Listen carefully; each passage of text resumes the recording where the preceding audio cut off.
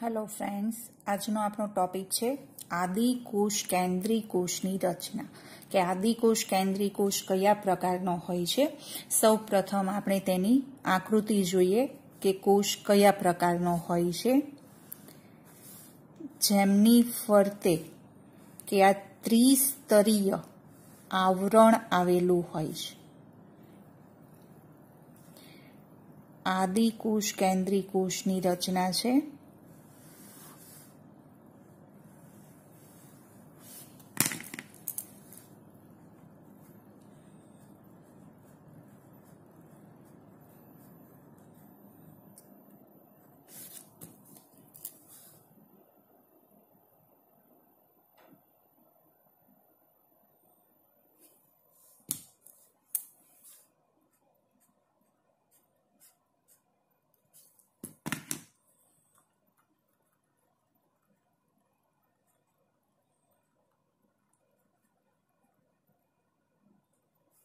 बराबर के आदिकोष केंद्री कोष जे छे के जेनी रचना कंईक आ प्रकारनी जोवा मळती होय छे। जेनी अंदर जोईए सौथी बहारनुं जे स्तर छे के आ जे सौथी बहारनुं स्तर छे जेने केप्सूल तरीके ओळखवामां आवे छे।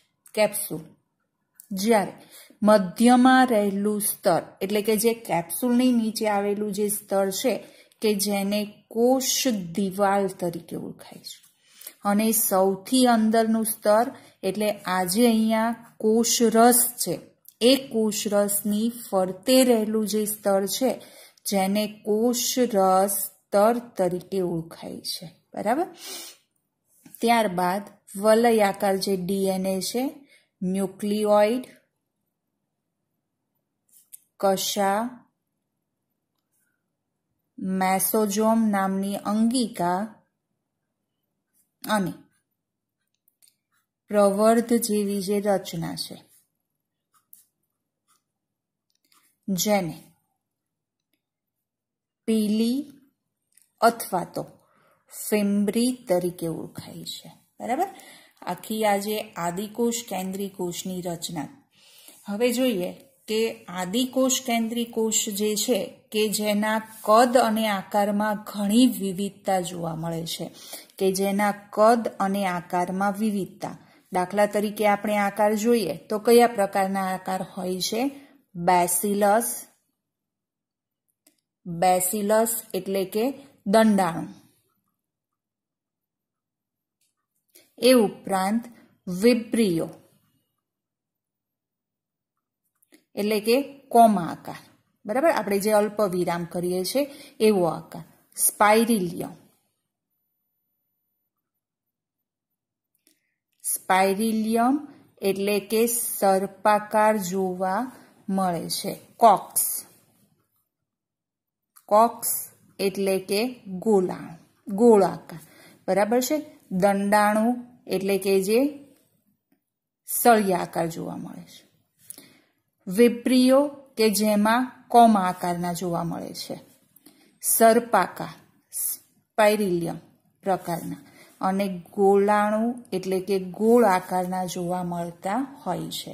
એટલે આદિકોષ કેન્દ્રી કોષ જે છે કે જેના આકારમાં વિવિધતા હોય છે। બેસિલસ આકાર હોઈ શકે, વિબ્રિયો આકાર હોઈ શકે, સ્પાઇરિલિયમ આકાર હોઈ શકે અને કોક્સ આકાર પણ હોઈ શકે। હવે જોઈએ તેના કદમાં જોવા મળતી વિવિધતા।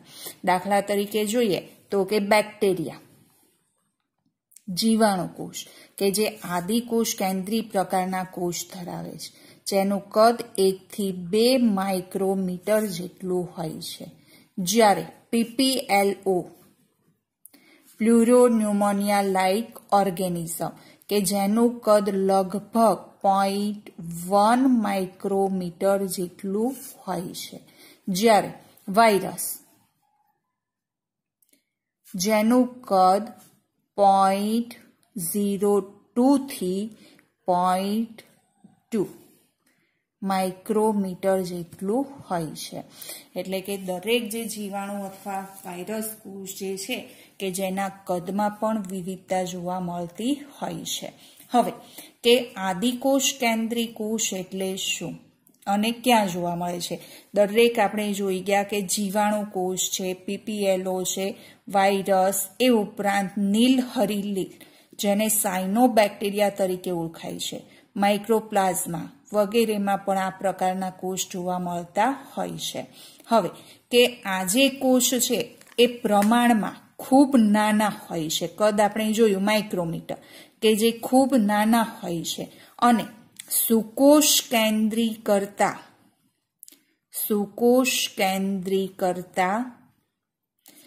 ઝડપી વિભાજન પામે છે. કે સુકોષ કેન્દ્રી કોષ કરતા આદિકોષ કેન્દ્રી કોષ જે છે એ ખૂબ જ ઝડપી વિભાજન પામતા હોય છે. હવે એ કોષ જે છે એની રચના કયા પ્રકારની છે? તો આખો જે આદિકોષ કેન્દ્રી કોષ છે કે જે 3 શિલ્પ પ્રદેશો ધરાવે છે. 3 શિલ્પ પ્રદેશો ધરાવે છે. કયા 3 શિલ્પ પ્રદેશ? એટલે કે કોષરસીય પ્રદેશ. કોષરસીય પ્રદેશ. આજે આખો કોષરસ પટલની અંદરનો જે વિસ્તાર છે જેને કોષરસીય પ્રદેશ કહેવાય. બીજો પ્રદેશ આપણે જોઈએ કોષ આવરણ. કોષની ફરતે જોવા મળતું આવરણ, કે આજે આપણે 3 આવરણ છે એના વિશે. અને ત્રીજું જે છે તેના ઉપાંકો. બરાબર? આજે કશા અને પીલી અથવા ફીમરી છે એના વિશે. તો આજે 3 શિલ્પ પ્રદેશ જે છે એના વિશે આપણે જોવાનું છે. સૌ પ્રથમ આપણે જોઈએ કોષરસીય પ્રદેશ.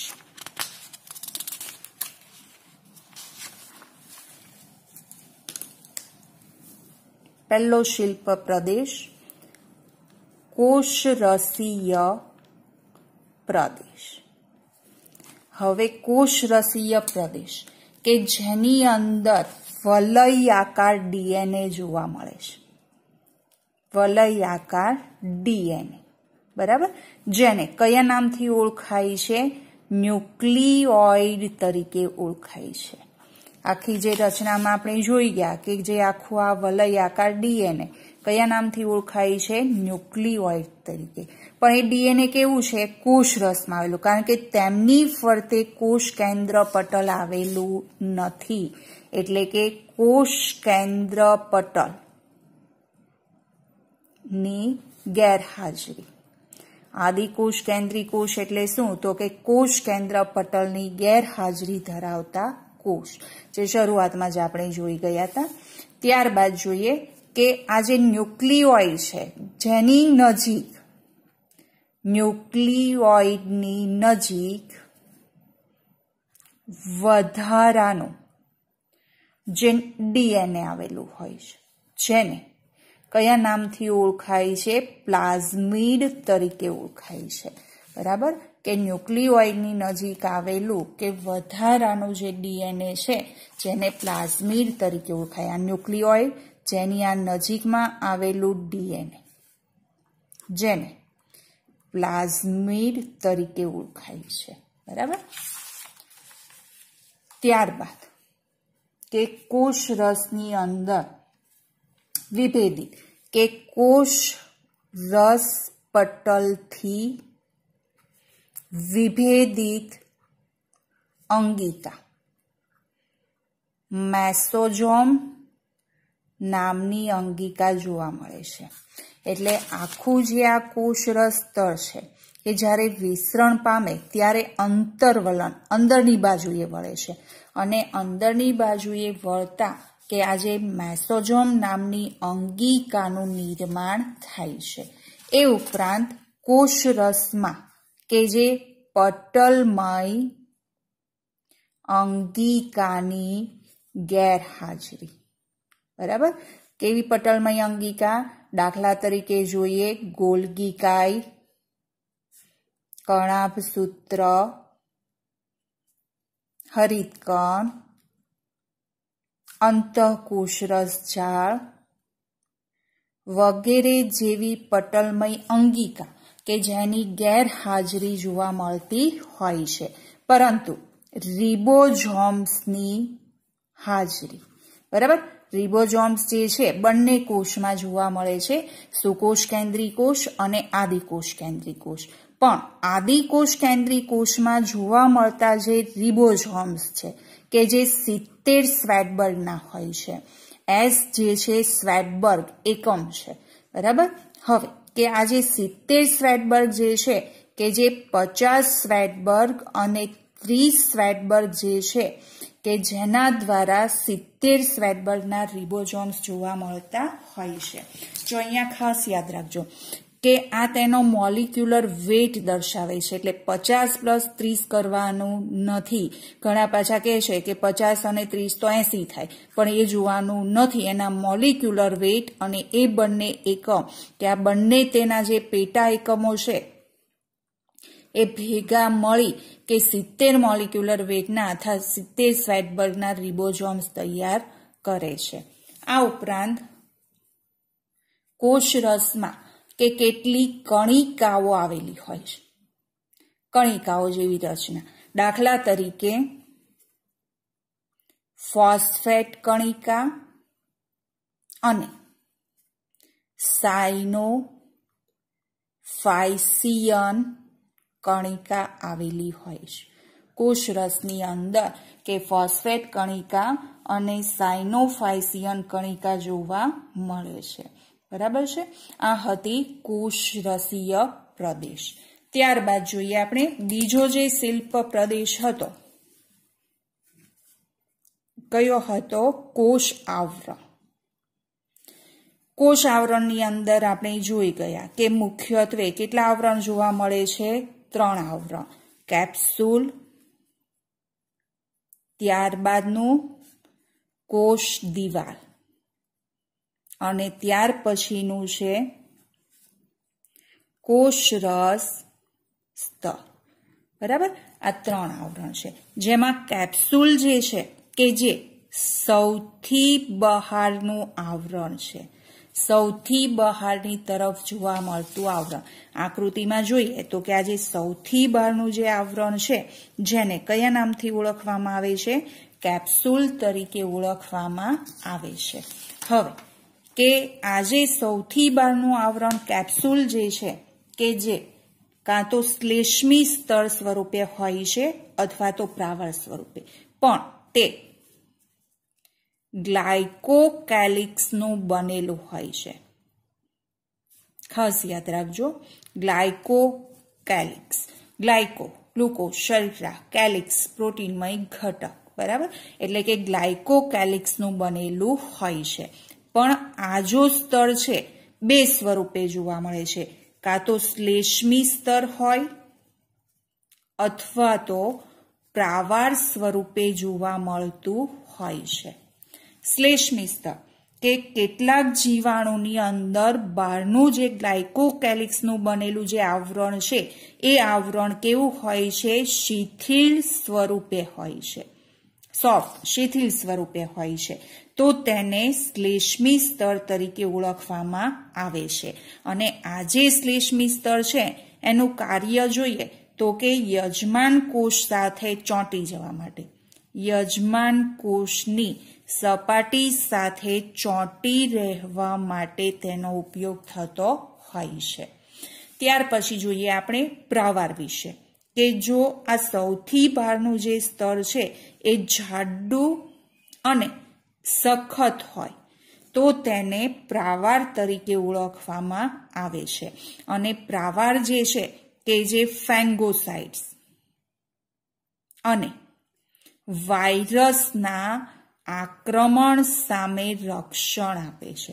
ફેંગોસાઇટ્સ ફંગી ફૂગ અને વાયરસ જે છે કે જેના આક્રમણ સામે રક્ષણ આપતું હોય છે, બરાબર. ત્યારબાદ કોષ દિવાલ, જે મધ્યમાં આવેલું સ્તર છે. એટલે કે કેપ્સ્યુલની નીચે આજે આપણને સ્તર દેખાય છે કે કેપ્સ્યુલ, અને કેપ્સ્યુલની નીચેના ભાગમાં આવેલું આ જે સ્તર છે જે કોષ દિવાલ તરીકે ઓળખાય છે. કોષરસ સ્તર, કેપ્સ્યુલ બંનેની મધ્યમાં રહેલું સ્તર છે, એ કોષ દિવાલ તરીકે ઓળખાય છે. હવે જોઈએ કોષ દિવાલના કાર્ય વિશે. જે કોષનો આકાર નક્કી કરે છે અને મજબૂત બંધારણીય રચના બનાવે છે. કોષ દિવાલ કે જે કોષનો આકાર નક્કી કરે છે અને તેની જે બંધારણીય રચના છે કે જે નક્કી બનાવે છે, મજબૂત બનાવે છે. એ ઉપરાંત જે બેક્ટેરિયા તૂટવા તેમજ પતન થવાથી અટકાવે છે, કે કોષ દિવાલના કારણે બેક્ટેરિયા જે છે એ તૂટી જતા નથી અથવા પતન થતું નથી. હવે ત્યાર પછીનું જે સ્તર છે, સૌથી અંદરનું સ્તર, જે કયા નામથી ઓળખાય છે? કોષરસ સ્તર તરીકે ઓળખાય છે. એટલે કોષરસ સ્તર જે સૌથી અંદરનું અને કોષરસની ફરતે આવેલું સ્તર, જે કોષરસ સ્તર તરીકે ઓળખાય છે. આકૃતિમાં જોઈએ તો કે આ જે કોષરસ છે એની ફરતે આવેલું આ સ્તર, બરાબર, અને સૌથી અંદરનું સ્તર કે જે કોષરસ સ્તર તરીકે ઓળખવામાં આવે છે. હવે આ જે સ્તર છે કે જે સીધું બાહ્ય વાતાવરણના સંપર્કમાં હોય છે, બરાબર, કે બાહ્ય પર્યાવરણ સાથે સીધું જ સંપર્કમાં હોય છે. હવે આ સ્તર જે છે કે જે અર્ધ પ્રવેશશીલ પટલ તરીકે વર્તે છે. અર્ધ પ્રવેશશીલ પટલ તરીકે વર્તે છે અથવા તો કાર્ય કરે છે. એટલે કે દરેક પ્રકારના અણુ જે છે એની અવર જવર થવા દેતું નથી, બરાબર, કે જે બાહ્ય પર્યાવરણ સાથે આંતરક્રિયા કરી ચોક્કસ પ્રકારના અણુની અવર જવર થવા દે છે. આ ઉપરાંત જોઈ ગયા કે કોષરસ સ્તર જે છે એના વિસ્તૃતીકરણથી કઈ અંગિકાનું નિર્માણ થાય છે? મેસોઝોમ નામની અંગિકાનું નિર્માણ થાય છે. એ ઉપરાંત કે જે પુટિકા નલિકા અને પટલિકા સ્વરૂપે હોય છે અને એનું કાર્ય જોઈએ તો કે કોષ દિવાલનું નિર્માણ, ડીએનએ સ્વયંજનન, બાળકોષોમાં વિતરણ,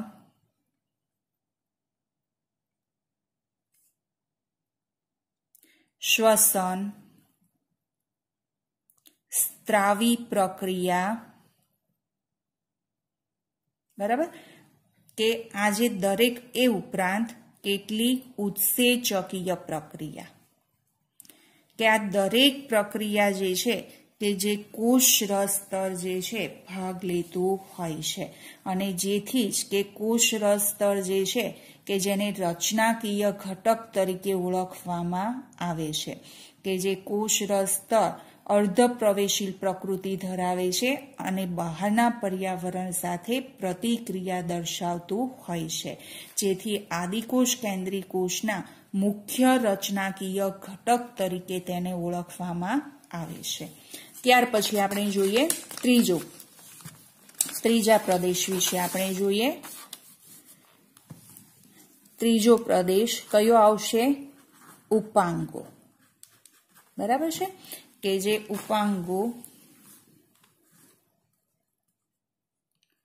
ઉપાંગોની અંદર જોઈ ગયા શેનો સમાવેશ થાય છે?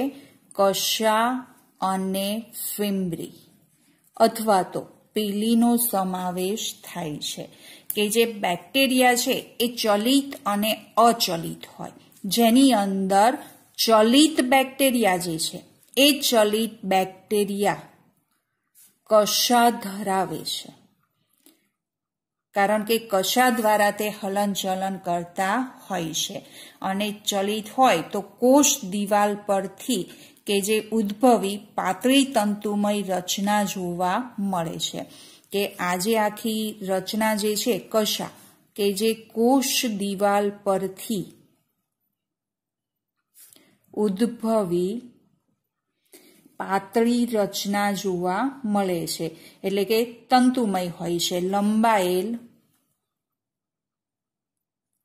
તંતુ જેવી રચના, જેને કયા નામથી ઓળખાય છે? કશા તરીકે ઓળખવામાં આવે છે.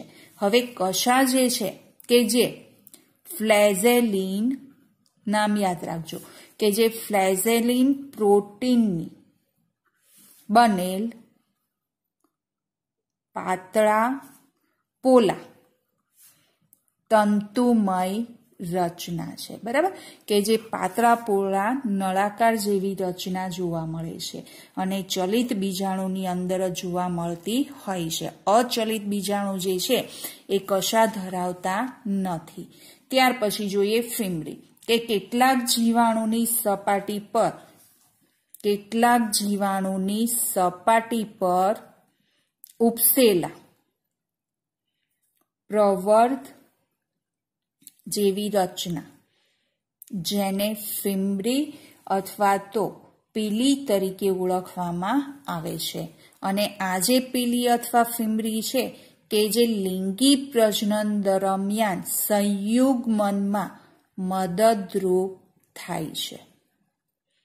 બે બેક્ટેરિયા જે છે કે જેને જોડાણ દરમિયાન કે પીલી અથવા ફિમરી જે છે એ મદદરૂપ થતા હોય છે, કે જે ચલિતતામાં ભાગ ભજવતા નથી.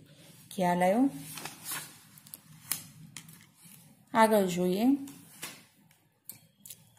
રિબોઝોમ્સ વિશે. આપણે જોયું કે જે 70 સ્વેડબર્ગ સુધીના હોય છે. આજે આખો ભાગ આપણે જોયો કોષરસ સ્તર, જેની અંદર આજે છૂટા છવાઈ જેવી રચના જોવા મળે છે. એ કઈ રચના છે? રિબોઝોમ્સ તરીકે ઓળખાય છે. આપણે કોષરસની અંદર જોઈ ગયા રિબોઝોમ્સની રચના. બરાબર છે? ફરી એકવાર જોઈ લઈએ. રિબોઝોમ્સ કે જે 50 અને 30 સ્વેડબર્ગ કે જે બે પેટા એકમના બનેલા હોય છે અને એનું કદ એનસીઈઆરટીની અંદર આપેલું છે કે જે 15 મિલીમીટરથી 20 નેનોમીટર સુધીનું કદ ધરાવે. સોરી, અહીંયા નેનોમીટર આવશે, કે જે 15 નેનોમીટરથી 20 નેનોમીટર સુધીનું કદ ધરાવે છે. આ રિબોઝોમ્સનું કદ છે. બરાબર, કે જે બે પેટા એકમોના બનેલા હોય છે, એટલે કે 70 સ્વેડબર્ગના હોય છે. કોઈ એક એમઆરએનએ સાથે એક કરતા વધુ રિબોઝોમ્સ જોડાય છે, કે જો કોઈ એક એમઆરએનએ છે એ એમઆરએનએ સાથે એક કરતા વધુ રિબોઝોમ્સ જોડાઈ જાય તો તેને કયા નામથી ઓળખાય છે? પોલીઝોમ્સ તરીકે ઓળખવામાં આવે છે. કે જો એક એમઆરએનએ સાથે એક કરતા વધુ રિબોઝોમ્સ જોડાઈ જાય તો તેને પોલીઝોમ્સ તરીકે ઓળખવામાં આવે છે. આ ઉપરાંત જોઈએ તો કે આદિકોષ કેન્દ્રી કોષ જે છે કે જે ગ્રામ અભિરંજક પદ્ધતિ દ્વારા કે બે પ્રકારના કોષ જોવા મળતા હોય છે, ગ્રામ પોઝિટિવ કોષ અને ગ્રામ નેગેટિવ કોષ. બરાબર, કે જે ગ્રામ અભિરંજક. હવે અભિરંજક કોને કહેવાય? તો કે પ્રયોગશાળાની અંદર જ્યારે આપણે સ્લાઇડ બનાવીએ છીએ તો એ સ્લાઇડ જે છે કે જેની ઉપર આપણે જે છેદ લીધો છે એ છેદ પર અભિરંજકનું ટીપું મૂકીએ. શા માટે? કારણ કે કોષ અભિરંજક થવાથી કે જે રચના છે એ રંગીન બને છે, જેના કારણે આપણે માઇક્રોસ્કોપની અંદર સ્પષ્ટ જોઈ શકીએ છીએ. તો આવું જ એક અભિરંજક છે ગ્રામ અભિરંજક, કે જે ગ્રામ નામના વૈજ્ઞાનિકે વિકસાવેલું હતું અને એના નામ પરથી જ તેને ગ્રામ નામ આપવામાં આવેલું છે. તો જે કોષ કે જે ગ્રામ અભિરંજક જે છે એનું શોષણ કરે છે, એટલે કે અભિરંજિત થાય, એવા બેક્ટેરિયાને ગ્રામ પોઝિટિવ બેક્ટેરિયા તરીકે ઓળખાય છે. જ્યારે કે જે બેક્ટેરિયા ગ્રામ અભિરંજકનું શોષણ કરતા નથી, એટલે કે ગ્રામ અભિરંજકથી અભિરંજિત થતા નથી, એવા બેક્ટેરિયાને ગ્રામ નેગેટિવ બેક્ટેરિયા તરીકે ઓળખવામાં આવે છે. બરાબર, તો આ હતી આદિકોષ કેન્દ્રી કોષની રચના, કે જે ફૂલ માર્ક્સ 4 માર્ક્સની અંદર પૂછાય તેની રચના. તો આટલી રચના લખવાની. ઓકે, આગળ જોઈશું આપણે નેક્સ્ટ વિડીયોમાં.